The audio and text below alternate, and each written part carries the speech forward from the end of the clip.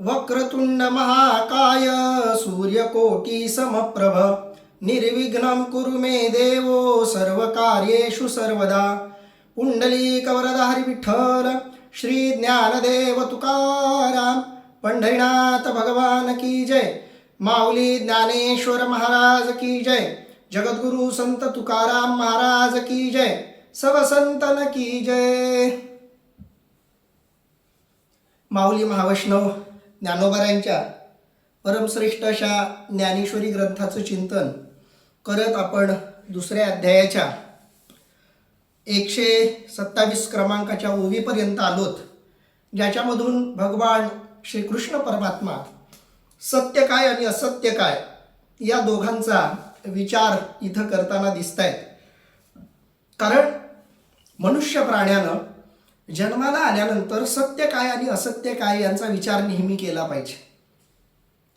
काय आहे सत्य आणि काय आहे असत्य, काय आहे खरं आणि काय आहे खोटं, काय आहे लटकं आणि काय आहे सार रूप असं तत्व, याचा विचार मनुष्य जन्मामध्ये आल्यानंतर करणं खूप गरजेचं आहे.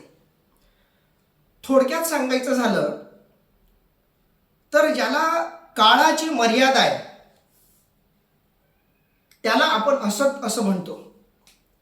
म्हणजे जे एका काळामध्ये नव्हतं, काही काळासाठी ते आहे आणि काही काळानंतर ते नसणार आहे, त्याला आपण असत्य म्हणतो.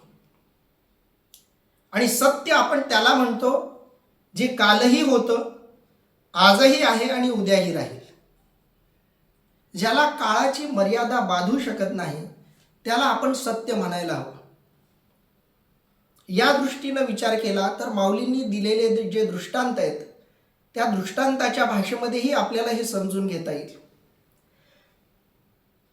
शरीरामध्ये दिसणारं बालपण, म्हातारपण आणि मधलं तारुण्य या गोष्टी काही काळासाठी आहेत. बालपणही चिरकाल नाही, तारुण्यही चिरकाल नाही, वृद्धत्वही चिरकाल नाही. पण या सगळ्या बदलांना साक्षीदार असलेलं हे शरीर हे मात्र या 3 अवस्थांच्या तुलनेमध्ये सत्य आहे. पण हे शरीरही काही काळापूर्वी नव्हतं आणि काही काळानंतर हे असणार नाही. त्यामुळं शरीरालाही आपण असत्य म्हणायला हवं. जगामध्ये सत्य आणि असत्य ठरवण्याच्या या महत्त्वाच्या कसोट्या आहेत. मुख्य कसोटी ही आहे की जे एका विशिष्ट काळी नव्हतं, एका विशिष्ट काळी ते आहे आणि एका विशिष्ट काळानंतर ते असणार नाही, ते असत्य समजायचं. या अर्थानं विचारात घेतलं तर आकाराला येणारा प्रत्येक पदार्थ, प्रत्येक वस्तू ही असत्य आहे. आणि जी गोष्ट एका काळी नव्हती, एका काळामध्ये राहणार नाही, तिला मध्ये तरी मांडण्यात काय अर्थ आहे? तिला मध्ये मानणं हा भ्रम आहे. या दृष्टीनं भगवद्गीताकारांनी सांगितलं की जे असत्य आहे ते संपणार आहे. मग जर असत्य असत्य रूपानं जाणलं तर फायदा काय? कारण गोष्ट अशी आहे की असत्य असत्य रूपानं नाही पाहिलं तर असत्य सुद्धा आपला घात करू शकतं. म्हणून त्याला असत्य रूपानं जाणणं गरजेचं आहे. कारण बघा, स्वप्न असत्य आहे. कारण झोपण्यापूर्वी ते अस्तित्वात नव्हतं. जेव्हा आपण झोपतो तेव्हा काही काळापुरतं ते येतं आणि उठल्याबरोबर ते नष्ट पावतं. जाग आल्याबरोबर स्वप्न भंग पावतं. मग स्वप्नाला आपण सत्य मानतो का? तर नाही मानत. स्वप्न काही काळाकरता आहे, पण त्या स्वप्नाचा परिणाम शरीरावर होतो तो मात्र टाळता येत नाही.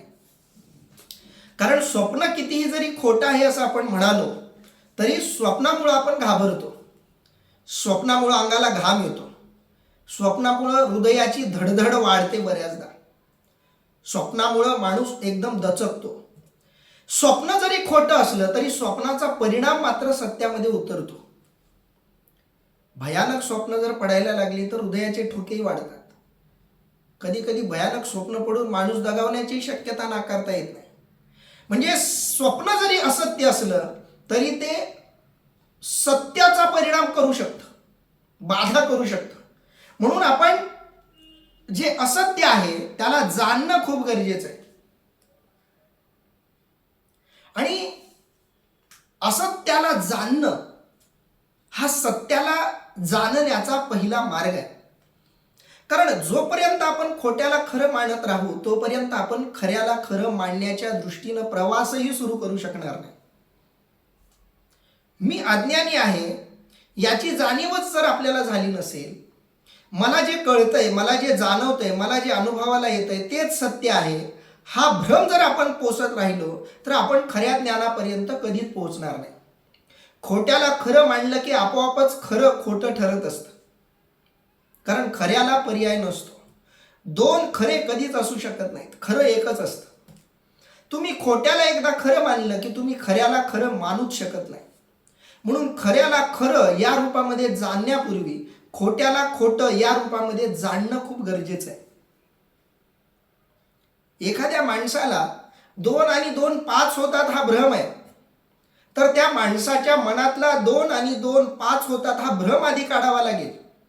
कारण 2 आणि 2 5 होतात हा ज्याला भ्रम आहे त्याला 2 आणि 2 4 होतात हे सत्य कधीच पटणार नाही. आणि म्हणून 2 आणि 2 4 होतात हे जाणून घेण्यासाठी 2 आणि 2 5 होत नाहीत हा भ्रम आधी काढावा लागेल. या संबंध विश्वामध्ये सत्य काय आहे हे जर खऱ्या अर्थानं जाणून घ्यायचं असेल तर आधी असत्य काय आहे हे जाणून घेतलं पाहिजे. आणि हे जाणून घेताना असत्य सत्य का भासतं हेही जाणून घेतलं पाहिजे. 2 आणि 2 5 होतात हा भ्रम का निर्माण झाला हे आधी जाणून घ्यावं लागेल, तरच 2 आणि 2 5 होत नाहीत हे लक्षात येईल. तसं या संबंध जगामध्ये जे असत्य आहे ते जाणून घेणं का गरजेचं आहे, तर ते असत्य आहे हे कळल्यावर आपला सत्याचा खरा प्रवास सुरू होणार आहे. कारण या संबंध जगामध्ये सत्य आणि असत्य या दोन्ही गोष्टी एकमेकांमध्ये मिसळलेल्या आहेत. कारण बघा, जी दृष्टांत आपण दिली, माणसाला स्वप्न दिसतं, कशामुळे दिसतं? मेलेल्या माणसाला स्वप्न पडत नाहीत. स्वप्न पडण्यासाठी सुद्धा एक जागृत चैतन्य एका विशिष्ट अवस्थेमध्ये, निद्रेच्या अवस्थेमध्ये असावं लागतं. निद्रेची अवस्था म्हणजे चैतन्य आहे, शरीर विश्रांती घेत आहे, पण त्या विश्रांती घेणाऱ्या शरीरामध्येही काहीतरी आहे. ते चैतन्य आहे म्हणून स्वप्नाचा भास आहे. असत्य जाणून घेणं का गरजेचं आहे, तर असत्य हे सत्याच्या आधारावर जिवंत आहे म्हणून ते जाणून घ्यायचं. जर माणूस मेला तर स्वप्न नाही, माणूस जिवंत आहे म्हणून स्वप्न आहे. चैतन्याच्या अस्तित्वामुळं स्वप्न आहे. अगदी एखाद्या वेदांतकारांनी दिलेलं खूप प्रसिद्ध उदाहरण हे आहे की एखाद्या दोरीमध्ये सापाचा आभास झाला. ती दोरी न वाटता साप आहे असा भास झाला. पण तो भास का झाला, तर दोरीमध्ये आणि सापामध्ये काही एक समान तत्व जाणवलं म्हणून तो भास झाला.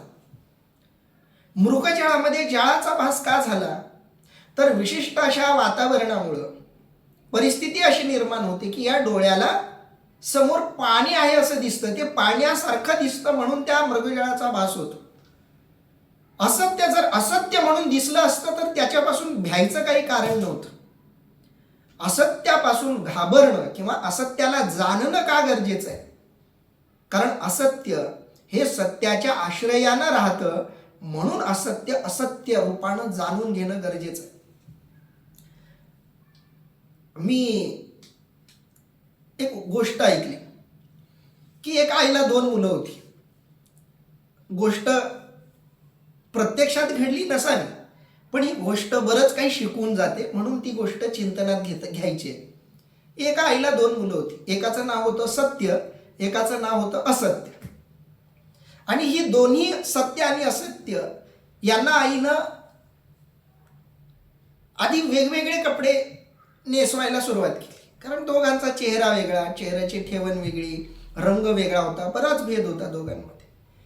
म्हणून आईनं दोघांना कपडे पण वेगवेगळे घातले आणि ते दोघं खेळायला गेले की लोकांना स्पष्ट दिसायचं सत्य आणि असत्य, आणि सगळेजण सत्यासोबतच खेळायचे आणि म्हणून असत्यासोबत खेळायला कुणीच तयार नसायचं. म्हणून असत्य एकटं पडायचं. आणि हे बऱ्याच दिवस झालं की मग ते असत्य रडायला लागलं आणि ते रडत रडत आईजवळ आलं आणि आईकडे त्यानं तक्रार केली की आई, सगळेजण सत्य दादासोबत खेळतात, माझ्यासोबत खेळायला कुणीच तयार होत नाही. आता आई शेवटी आई असते, तिला दोन्ही लेकरं सारखीच. आईने सांगितलं, बाळा असं आहे तर ठीक आहे, उद्यापासून आपण एक प्रयोग करू. मग आईनं काय केलं, असत्याचे कपडे सत्याला नेसवले आणि सत्याचे कपडे असत्याला नेसवले आणि दोघांनाही खेळायला पाठवलं. आता लेकरं काही एवढे हुशार नव्हते, ते बिचारे कपड्यावरूनच परीक्षा करायला लागले आणि असत्यानं सत्याचे कपडे धारण केल्यामुळं सगळेजण असत्यासोबत खेळायला लागले आणि सत्य एकटं पडलं. जे हुशार होते, ज्या मुलांना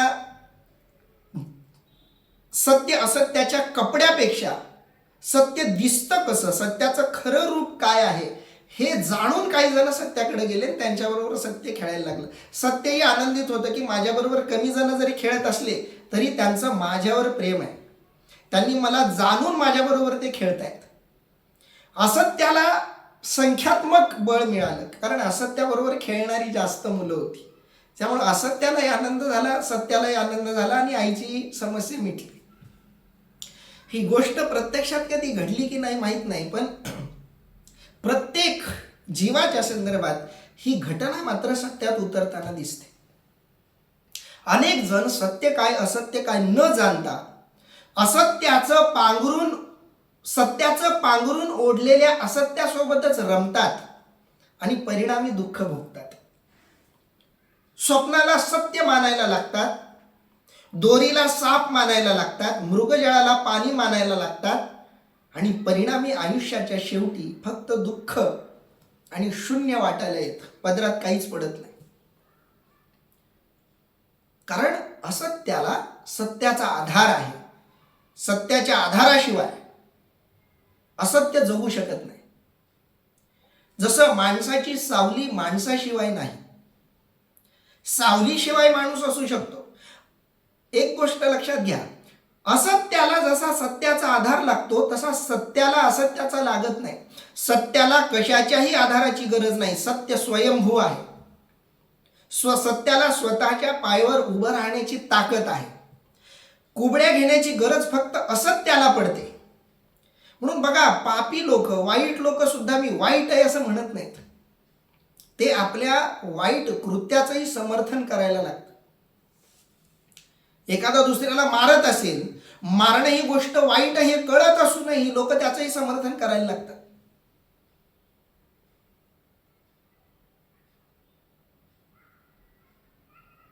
आता अगदी आताच्या पार्श्वभूमीवर विचार केला तर तो एक हिडमा नावाचा एक नक्षलवादी मारला गेला. त्यानं काही वर्षापूर्वी 76 जवानांना मारण्यामध्ये त्याचा महत्त्वाचा सहभाग होता वगैरे बातम्या तुमच्याही कानावरती पडल्या असतील. लोकांना मारणं ह्या गोष्टीचं कधीही समर्थन होऊ शकत नाही, पण तरी त्याही गोष्टीचं समर्थन करणारी लोक तुम्हाला जगामध्ये दिसतील, आता दिसतायत. कारण असत्य सत्याचा आधार घेऊनच जगत असतं. सत्याच्या आधाराशिवाय असत्याला अस्तित्वच नाही. सावलीला अस्तित्व तोपर्यंतच आहे जोपर्यंत शरीर आहे, वस्तू आहे. वस्तू असेल तर सावली आहे. तसं असत्य सत्य असल्याशिवाय भासत नाही. पण सत्याला कशाची गरज नाही, सत्य स्वयंभू आहे, सत्याला असत्याची गरज नाही. सत्य स्वयंप्रेरित आहे आणि म्हणून सत्याला समजून घ्यायचं आहे. कारण सत्य त्याला म्हणावं ज्याला काळाची मर्यादा नाही. सत्य कधीतरी होतं, सत्य कधीतरी आहे आणि सत्य कधीतरी नसणार, असं होणार नाही.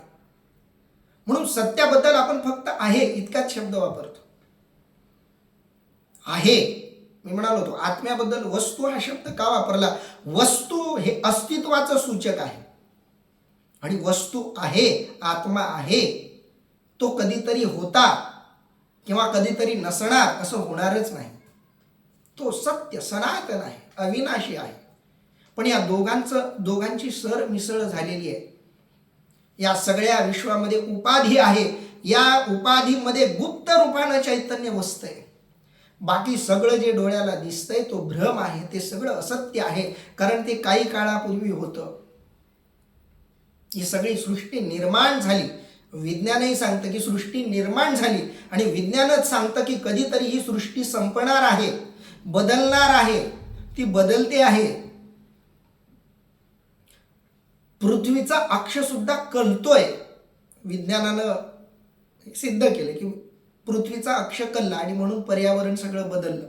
म्हणजे पृथ्वीची जागा क्षणाक्षणाला बदलत चालली. तुमच्या आमची सगळ्यांची जागा क्षणाक्षणाला बदलत चालली. हे सगळं सारखं सारखं बदलत आहे. फक्त त्या बदलांवर आपलं लक्ष नाही. ते बदल आपल्याला भासत नाही, जाणवत नाहीत. आपल्याला वाटतं मी बदलतच नाही. आपण बदलतोय हे सत्य स्पष्ट दिसूनही आपण ते मान्य करायला तयार नाही. मी तरुण होतो, मी लहान होतो हे आपण म्हणतो, पण मग म्हातारा होत नाही. असा कोण आहे जो तरुणपणातही होता, बालपणातही होता, म्हातारपणातही होता? तो कोण आहे ह्याचा आपण शोध घेत नाही. त्याच्यासाठी जगत नाही, त्याच्या शोधासाठी जगत नाही. संत मात्र त्याच्यासाठी जगतात. म्हणून त्या गोष्टीचं वर्णन माऊलींनी केलंय. खूप सुंदर दृष्टांत दिलाय माऊलींनी. सलिली पय जैसे एक होऊन मिनले असे, परी निवडोनी राजहंसे वेगळे कीजे. सत्य आणि असत्य कसं वेगळं करता येईल, सत्याला सत्य म्हणून आणि असत्याला असत्य म्हणून कसं स्पष्टपणे बघता येईल, हे संतांनी शिकवलं. संतांनी अनुभव घेतला, संतांनी ते केलं. संतांना सत्य सत्य म्हणून दिसतं. याच्यासाठी माऊलींनी उदाहरण दिलंय. सलिली पय जैसे एक होऊन मिनले असे, परी निवडोनी राजहंसे वेगळे कीजे. अर्थात दूध पाण्याशी एकरूप होऊन मिसळले असता राजहंस ज्याप्रमाणे ते निवडून वेगळे करतो. माऊलींनी राजहंसाचं उदाहरण दिले. राजहंस हा प्राणी आहे. त्याला तुम्ही दूध दिलं आणि त्या दुधात पाण्याचं कितीही प्रमाण ओतलं तरी राजहंस फक्त दूध पितो आणि पाणी बाजूला टाकतो. पाणी तो पितच नाही, पाणी आपोआप बाजूला राहतं. तो दूध तेवढं पिऊन टाकतो. राजहंसाला निसर्गानं दिलेली ती किमया आहे, ते कौशल्य आहे. तसं सत्य आणि असत्य या जगामध्ये मिसळलंय. एकमेकांच्या आधारानं दोघंही जगतात आणि म्हणून एकाला काढलं का दुसरंही संपतंय असा भ्रम होतो. स्वप्न मिटलं की जागृत अवस्था येते. मग माणसाला वाटतं ही जागृत अवस्था खरी, स्वप्न अवस्था खोटी. पण जेवढा वेळ तो स्वप्न बघत असतो तेवढ्या वेळापुरतं त्याला स्वप्न सत्य भासत असतं. या दोन्ही गोष्टी सत्य आणि असत्य एकमेकांमध्ये कसे मिसळलेत, तर जसं दुधात पाणी मिसळावं तसे सत्य आणि असत्य मिसळलेत. पण सलिली पय जैसे,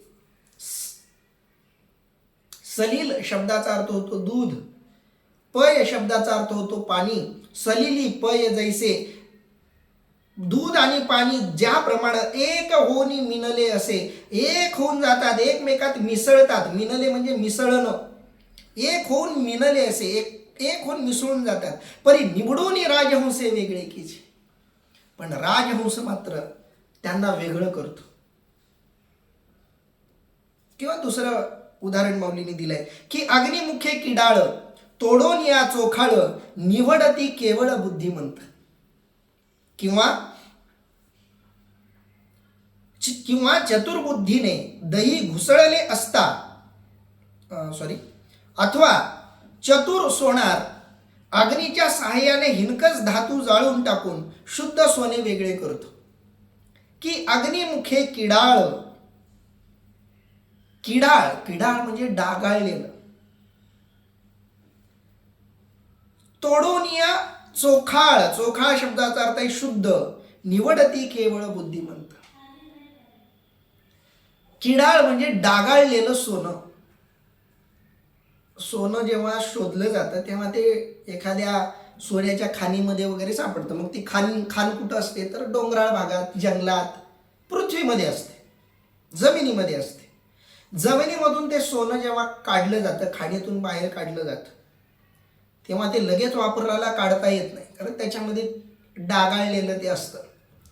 बरीच वर्ष मातीखाली असल्यामुळं त्या मातीचे वगैरे डाग त्याला लागलेले असतात.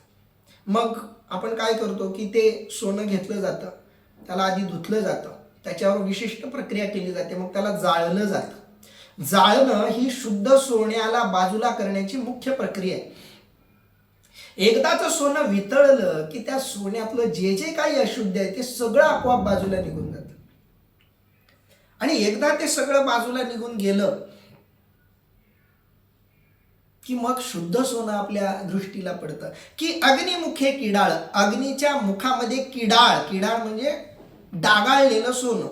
की म्हणजे किंवा अग्निमुखे किडाळ, अग्नीच्या मुखामध्ये, अग्नीच्या तोंडात, अग्नीमध्ये किडाळ म्हणजे डागाळलेलं सोनं टाकलं की तोडून या चोखाळ.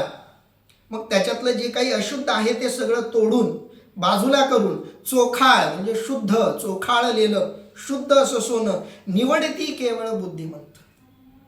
त्या पद्धतीनं जे बुद्धिमंत आहेत, जे विचारवंत आहेत, जे संत महात्मा आहेत, ऋषीमुनी आहेत, त्या सगळ्यांनी या जगातलं जे जे असत्य आहे ते बाजूला काढलं आणि जे जे सत्य आहे ते स्वीकारलं.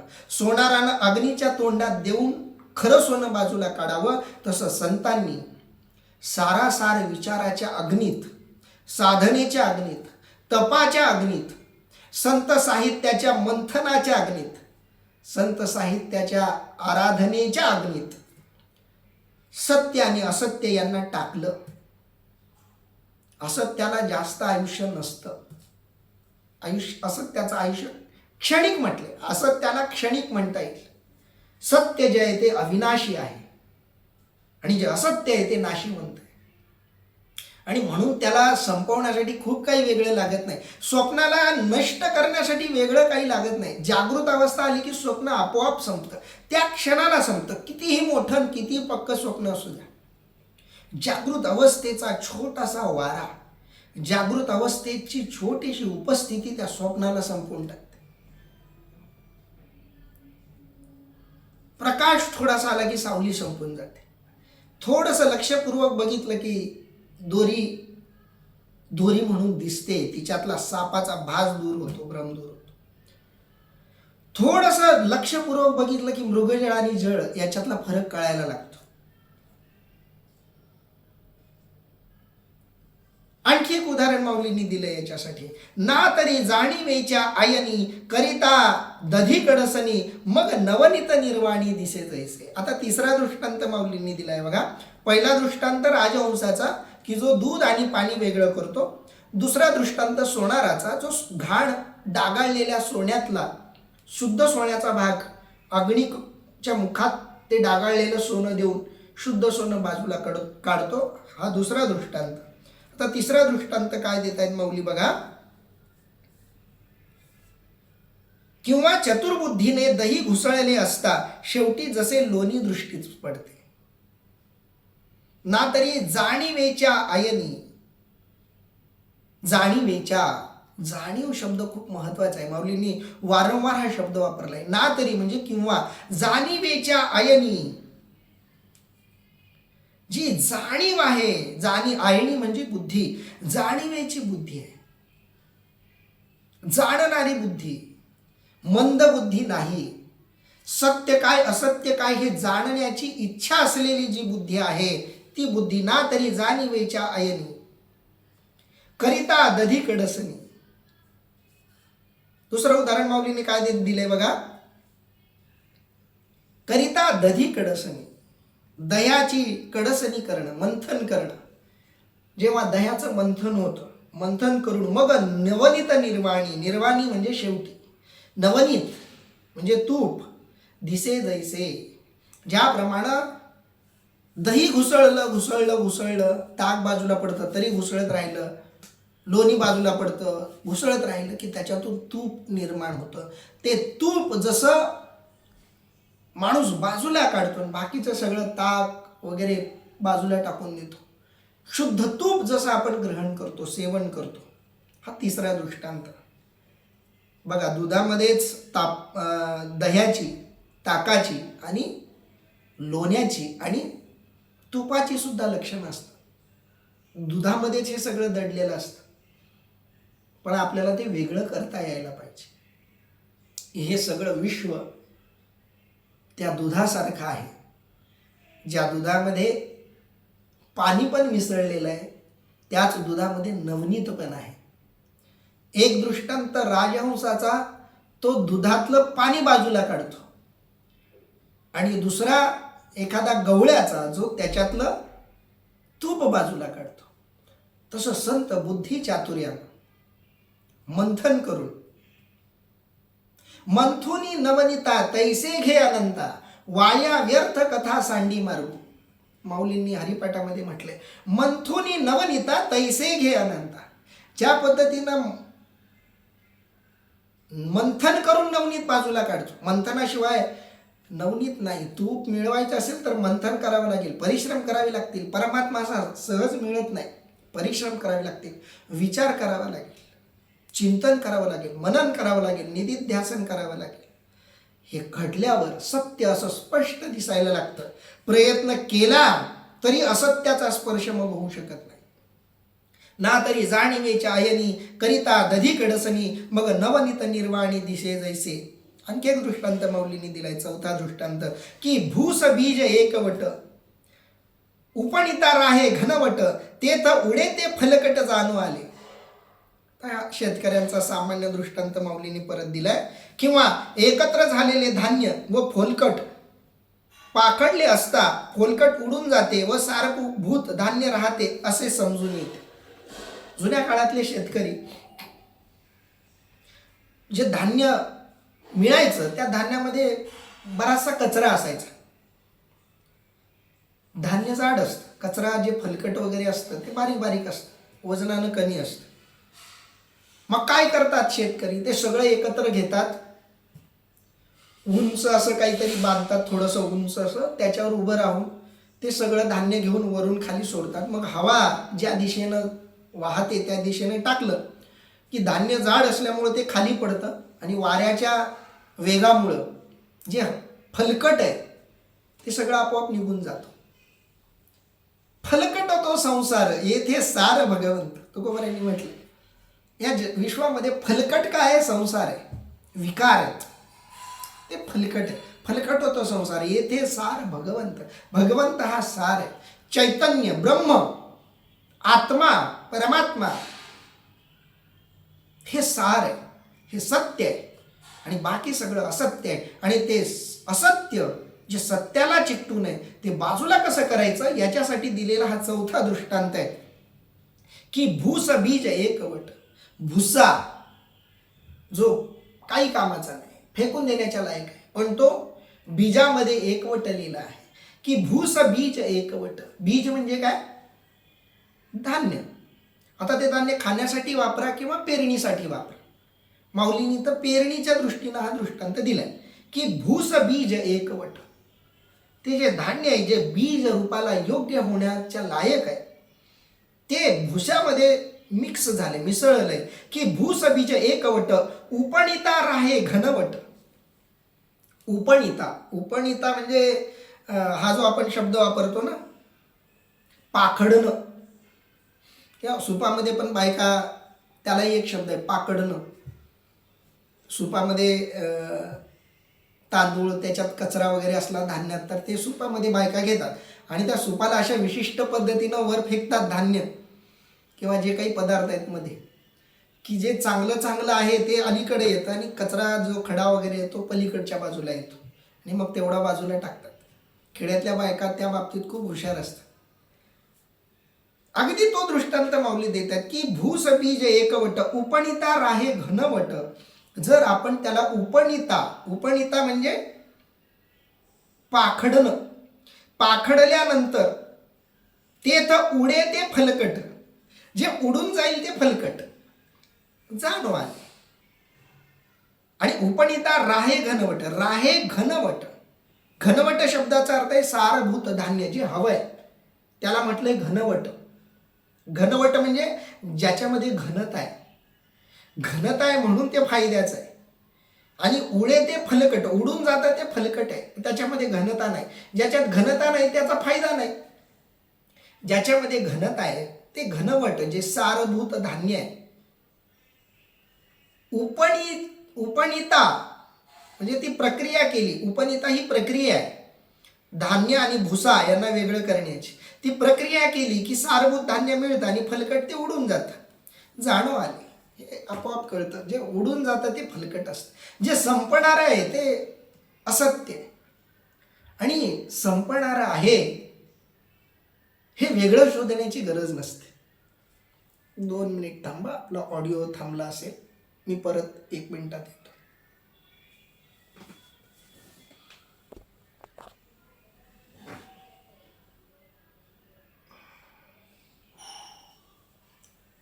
माऊलींनी दिलेला हा पुढचा 5वा दृष्टांत आहे की भूस बीज एकवट उपनिता राहे घनवट तेथ उडे ते फलकट जाणो आले. आता हे 5 दृष्टांत दिलेत. पहिला दृष्टांत राजहंसाचा. राजहंस दूध आणि पाणी वेगळं करतो. दुसरं उदाहरण सोनाराचं. तो खरं सोनं आणि अशुद्धता सोन्यातली बाजूला करतो अग्नीची मदत घेऊन. मंथन करून दुधामध्ये असलेलं साररूप नवनीत, लोणी, तूप बाजूला करतो. किंवा एखादा शेतकरी धान्यामध्ये असलेला भुसा बाजूला करतो. या 5 प्रक्रियेमध्ये सत्य आणि असत्य, आपल्याला जे हवं ते आणि नको ते बाजूला करता येतं. ह्या 5 जणांच्या प्रक्रियेचा दृष्टांत माऊलींनी दिलाय. राजहंसाला नैसर्गिक किमयाती मिळालेली आहे. सोनाराला मात्र ती अग्नीमध्ये ते सोनं टाकण्याची प्रक्रिया करावी लागते. जो गोपाळ आहे त्याला मंथनाची प्रक्रिया करावी लागते. भुसा आणि धान्य बाजूला करण्यासाठी पाखडण्याची प्रक्रिया करावी लागते. अगदी ही 5 दृष्टांत देऊन पुढं माऊली सिद्धांत सांगतायत. तैसे विचारिता निरसले ते प्रपंचू सहजे सांडवले मग तत्वता तत्व उरले ज्ञानी असे. अर्थात त्याप्रमाणे विचाराने ज्याचा निराश होतो असा प्रपंच सहजच ज्ञानाकडून टाकला जाऊन सारभूत तत्वाचे ग्रहण केले जाते. तैसे विचारिता निरसले. अगदी त्याप्रमाणे राजहंसानं दूध पाणी वेगळं करावं. सोनारानं डागाळलेलं सोनं बाजूला करून शुद्ध सोनं मिळवावं. मंथन करून शुद्ध तूप आणि बाकी ताक वगैरे टाकाऊ पदार्थ त्यातून बाजूला काढावेत. किंवा पाखडण्याची प्रक्रिया करून धान्य मिळवावं आणि जो काही भुसा आहे तो बाजूला करावा. अगदी त्या पद्धतीनं तैसे विचारिता निरसले. निरसले म्हणजे संपले, नष्ट झाले. कशानं? विचार केल्यानंतर. ते तैसे विचारिता निरसले. त्याप्रमाणे विचाराची प्रक्रिया करायची. करायचं काय? विचार. ते प्रपंचू सहजे सांडवले. ज्यांनी विचार केला त्यांचा प्रपंच सहज सांडवला. प्रपंच शब्दाचा अर्थ काय? प्रपंच शब्दाचा अर्थ आहे खोटं खरं भासणं. ही मानसिकता म्हणजे प्रपंच. अनेक जण संसार किंवा गृहस्थाश्रमाला लेकरं बाळ कुटुंब यांना प्रपंच असा शब्द वापरतात, पण तो मर्यादित शब्द आहे.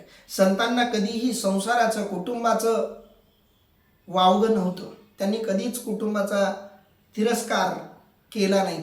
कुटुंबाचा त्याग करा अशी भूमिका कधीही वारकरी संतांनी घेतलेला नाही. म्हणून प्रपंच म्हणजे कुटुंब असा अर्थ घ्यायचा नाहीये. तो खूप मर्यादित अर्थ आहे. प्रपंच शब्दाचा अर्थ आहे पंच अशा विषयांमध्ये अडकणं. पंच विषयांना मुख्य मानणं, प्रधान मानणं, त्याचं नाव प्रपंच. आणि विषय जर खरे मानायला लागलो, माऊलींनी आधीच ते दृष्टांत दिले की हे सगळं जगामध्ये जे काही असत्य आहे ते या आत्म्याला आपल्याकडे आकर्षित करतं या 5 इंद्रियांच्या द्वारा याचा विचार एकदा माणसानं केला की हे 5 विषय एकदा नियंत्रणात आले की मग प्रपंच सहजे सांडवले, मग त्यांचा प्रपंच सहज सांडवला जातो, नष्ट होतो, संपतो. तैसे विचारिता निरसले ते प्रपंचू सहजे सांडवले, मग तत्वता तत्व उरले ज्ञानी असे. आणि मग या ज्ञानी लोकांना जे तत्वतः तत्व आहे, तत्वतः तत्व म्हणजे विचार केल्यानंतर ही जे टिकणार आहे, कोणत्याही परीक्षेतून गेलं तरी त्याला नापास होण्याची भीती नाही. सोन्याला किती मोठ्या अग्नीत टाका, जेवढ्या मोठ्या अग्नीत सोन्याला टाकाल तेवढा सोन्याला आनंद आहे, ही चांगली गोष्ट आहे. जेवढा अग्नी मोठा तेवढी माझी सत्यता स्पष्ट होणार आहे अधिक. मग सोन्याला अग्नीची भीती नाही आहे. राजहंसाला दुधात किती पाणी मिसळलं याची भीती नाही आहे. कितीही पाणी मिसळलेलं दूध द्या, तो दूधच पिणार. सोनाराला किती घाण सोनं द्या, तो त्यातलं शुद्ध सोनं घेणारच. आणि धान्याला भीती नाही पाखडण्याची.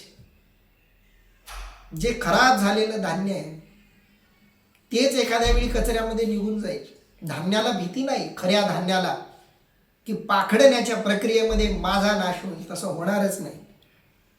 अगदी त्या पद्धतीनं सत्याला भीती नाही.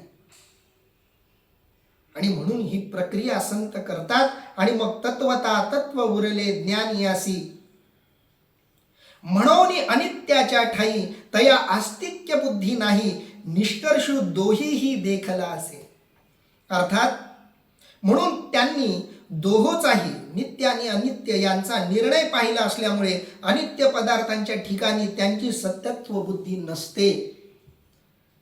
एकदा सत्य काय असत्य काय स्पष्ट दिसायला लागलं की असत्याला माणूस भुलत नाही आणि सत्याला टाकत नाही. संतांनी कधीच वैषयिक सुखाची अपेक्षा केली नाही, कारण वैषयिक सुखापेक्षा मोठं सुख, मोठा आनंद त्यांनी उपभोगलाय, मिळवलाय. ब्रह्मानंदे लागली टाळी कोण देहाते सांभाळी. एकदा त्या ब्रह्म तत्वाच्या संलग्नतेचा अनुभव आला की शरीराच्या संलग्नतेतून मिळणारी सुख क्षुल्लक वाटायला लागतात. आणि म्हणून संतांनी किती जरी प्रयत्न केला तरी अनित्याच्या ठाई, म्हणून अनित्याच्या ठाई, जे अनित्य आहे, जे संपणार आहे, जे नाशिवंत आहे, त्याच्या ठिकाणी म्हणून अनित्याच्या ठाई, अनित्य जे आहे त्याच्या ठिकाणी तया आस्तिक्य बुद्धी नाही. आस्तिक्य बुद्धी म्हणजे मानण्याची बुद्धी. आस्तिकता म्हणजे मानणं, स्वीकारणं. तया आस्तिक्य बुद्धी नाही, त्याची बुद्धी अनित्याच्या ठिकाणी कधीच स्वीकाराची भावना ठेवत नाही. त्याची बुद्धी कधीच असत्य स्वीकारूच शकत नाही. निष्कर्ष दोहीही देखला असे, कारण दोघांचाही परिणाम त्यानं बघितलेला असतो. सत्याचा परिणाम काय, असत्याचा परिणाम काय, दोघांचाही परिणाम त्यानं बघितलेला असतो.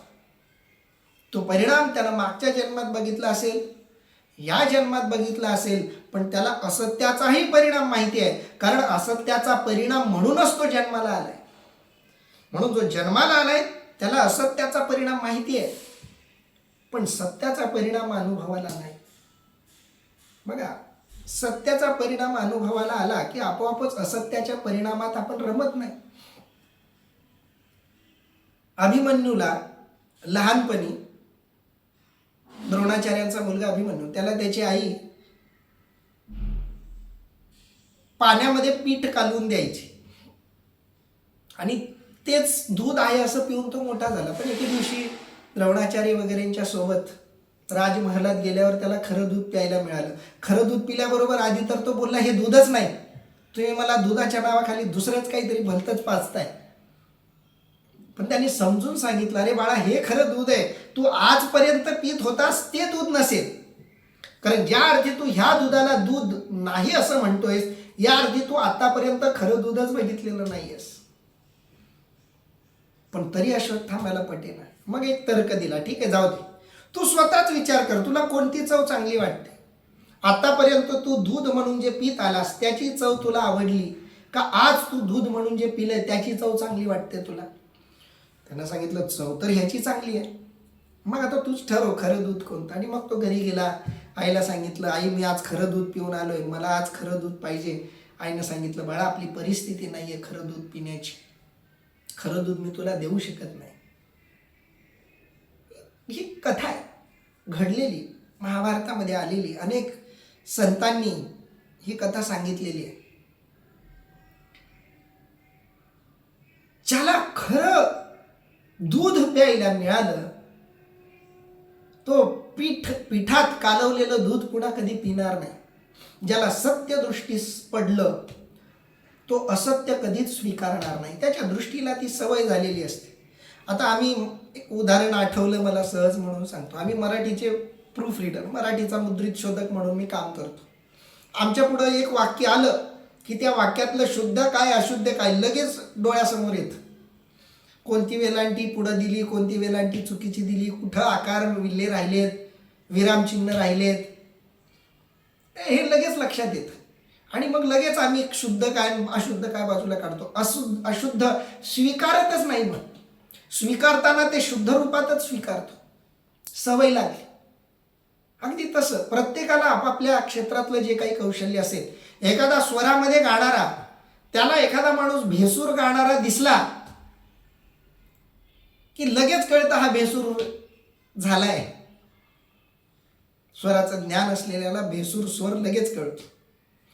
विषयाचं ज्ञान असलेल्याला वक्ता विषयाच्या बाहेर कधी गेलाय लगेच कळतं. ज्याला क्रिकेटची चांगली माहिती आहे त्याला बॉलर कुठं चुकलाय, बॅट्समन कुठं चुकलाय, कॅच पकडणारा कुठं चुकलाय, ते त्याचं ज्ञान असणाऱ्याला त्यातल्या चुका लगेच कळतात. तुम्हाला ज्या विषयाचं ज्ञान आहे त्या क्षेत्रात होणाऱ्या चुका तुम्ही लगेच टिपू शकता. हे अगदी व्यवहारातलं उदाहरण आहे. तसं ज्याला या जगातलं सत्य प्रतीतीस आलं त्याला या जगातलं असत्य कितीही त्यानं प्रयत्न केला तरी त्याचं मन, त्याची बुद्धी, त्याचं अंतःकरण आणि शेवटी त्याचं चैतन्य जे असत्य आहे त्याचा स्वीकार कधीच करत नाही. म्हणून अनत्याच्या ठाई तया आस्तिक्य बुद्धी नाही, निष्कर्षु दोहीही देखील असे. दोघांचाही परिणाम, दोघांचाही निष्कर्ष त्यानं बघितलेला आहे. म्हणून त्याला ते असत्य स्वीकारावंसं वाटत नाही, अनित्य स्वीकारावंसं वाटत नाही. पुढं भगवान श्रीकृष्ण परमात्मा काय म्हणतात बघा. अविनाशी तू तद्विद्धी येन सर्वमिदं ततं, विनाशमव्यवस्यास्य न कश्चित कर्तुमर्हति. अर्थात ज्याने हे जगत व्याप्त करून टाकले आहे ते ब्रह्म सत्य होय. हे स्वतः अविनाशी असून इतरही कोणी ह्या व्ययरहित ब्रह्माचा नाश करू शकत नाही. मग सत्य काय? तर सत्य जे आहे ते नित्य आहे, ते अविनाशी आहे, ते अपरिवर्तनशील आहे, ते आहे, ते होतं किंवा राहील याच्याशी त्याला काही देणं घेणं, ते फक्त आहे. याचं माऊली काय वर्णन करतायत बघा. देखय सारासार विचारिता, भ्रांती ते पाही असारता, तरी सार ते स्वभावता नित्य जाणे. अर्थात पहा, सारासार विचार केला असता भ्रांती ही असार आहे व स्वभावता नित्य हे सार आहे असे समज. देखे सारासार विचारिता, सार आणि असाराचा विचार माणसाने केला पाहिजे. बाकीच्या कोणत्याही गोष्टीचा विचार करून फायदा नाही हो. एका माणसाच्या डोक्यात विचार आला म्हणे की भोसले सरांच्या डोक्यावर किती केस आहेत, किंवा मीच ठरवलं माझ्या डोक्यावर किती केस आहेत. आला विचार डोक्यात आणि मी ठरवलं आता मोजूनच दाखवणार. आणि एक एक एक एक ठरवलंच एखाद्यानं तर करायचं झालं तर काही करू शकतो माणूस.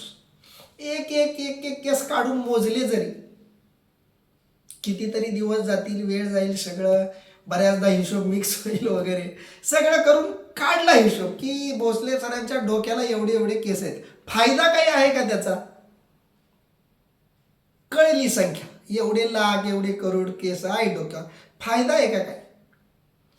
माणसानं विचार अशा गोष्टीचा करावा ज्याचा आयुष्यात काहीतरी फायदा होईल. मी नेहमी एक उदाहरण सांगतो की एका माणसाला कीर्तनामध्ये त्यानं ऐकलं की विचार केला पाहिजे, विचार केला पाहिजे.